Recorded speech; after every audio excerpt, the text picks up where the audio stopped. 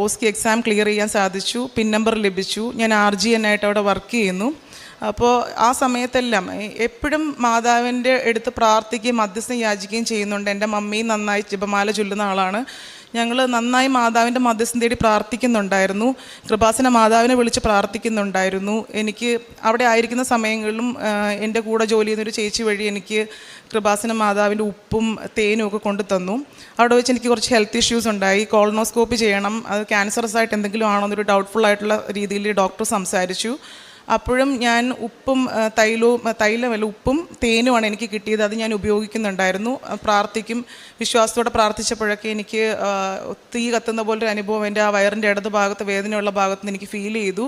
ആ നിമിഷം എനിക്ക് മനസ്സിലായി എനിക്ക് ഹീലിംഗ് കിട്ടിയിട്ടുണ്ട്. ഒരു ക്യാൻസർ രോഗിയായ ഒരു കുഞ്ഞിൻ്റെ തലയിൽ കൈവച്ച് ഞാൻ പ്രാർത്ഥിച്ചപ്പോഴാണ് എൻ്റെ വയറിൻ്റെ ഇടത് ഭാഗത്ത് വേദനയുള്ള സ്ഥലത്ത് തീ കത്തുന്ന പോലൊരു അനുഭവം ഉണ്ടായി.